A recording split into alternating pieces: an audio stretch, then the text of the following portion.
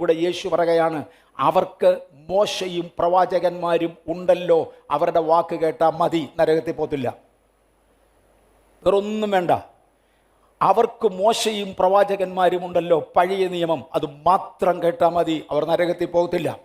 ധനികന്റെ demand, എൻ്റെ സഹോദരന്മാർ ഇവിടെ വരാതിരിക്കേണ്ടതിന് മരിച്ചവരിൽ നിന്ന് ഒരുത്തൻ എഴുന്നേറ്റ് എന്ന് സാക്ഷ്യം പറഞ്ഞാൽ ശരിയാകും. അതുകൊണ്ട് ലാസറിനെ എൻ്റെ അപ്പൻ്റെ വീട്ടിലേക്ക് അയക്കണം, മരിച്ച ലാസർ ചെന്ന് പറയട്ടെ. ദൈവത്തിൻ്റെ യേശുവിൻ്റെ മറുപടി നോ.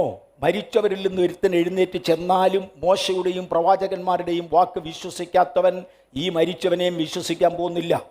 അതുകൊണ്ട് അവർക്ക് മോശയും പ്രവാചകന്മാരും ഉണ്ടല്ലോ, അത് മതി, അവരുടെ വാക്ക് കേൾക്കട്ടെ.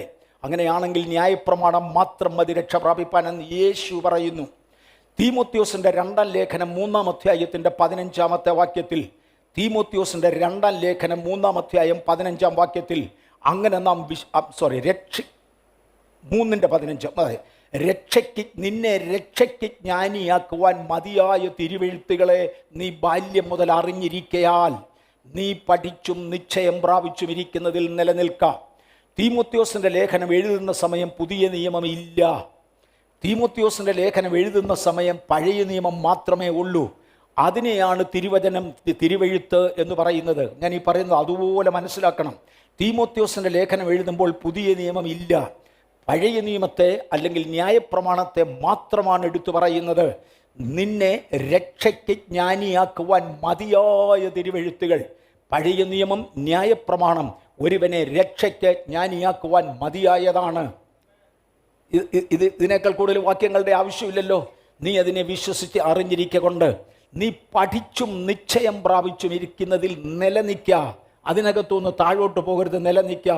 നീ രക്ഷിക്കപ്പെടും, നീ രക്ഷിക്കപ്പെടും. പിന്നെ എന്തിന് കൃപ കൊണ്ടുവന്നു മോനെ?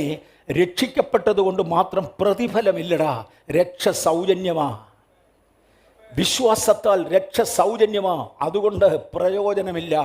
നിങ്ങൾ തേജസ്സിൻ്റെ കിരീടങ്ങൾ ധരിച്ചുകൊണ്ട് രാജാധിരാജാവും കർത്താവുമായവന് അനുരൂപയായ മണവാട്ടിയായി തിരുമുമ്പിൽ നിൽക്കണമെങ്കിൽ നിങ്ങൾക്കൊത്തിരി പ്രതിഫലങ്ങൾ വേണം. ഈ മണ്ണിൽ ഓടിയതും അധ്വാനിച്ചതും പ്രവർത്തിച്ചതും അവനവൻ്റെ പ്രവൃത്തിക്ക് തക്കവണ്ണം പ്രതിഫലം കൊടുക്കേണ്ടതിന് കൊണ്ടുവരുന്ന കർത്താവിൻ്റെ മുമ്പിൽ നിന്ന് നിങ്ങളും ഞാനും ഏറ്റുവാങ്ങേണ്ടതിന്, ആ പ്രതിഫലം വാങ്ങി നിൽക്കേണ്ടതിന് നിങ്ങളെ മാന്യരായി കൊണ്ടുവരുവാൻ, കറ, ചുളുക്കം, വാട്ടം, മാലിന്യമേ ഒന്നുമില്ലാത്തവരായി നിഷ്കളങ്ക കന്യകയായി നിങ്ങളെ തിരുമുമ്പിൽ പ്രസന്റ് ചെയ്യേണ്ടതിന് എന്നെ അപ്പസ്തോലിത്വത്തിൻ്റെ ദൗത്യം ഏൽപ്പിച്ചിരിക്കുകയാണ്.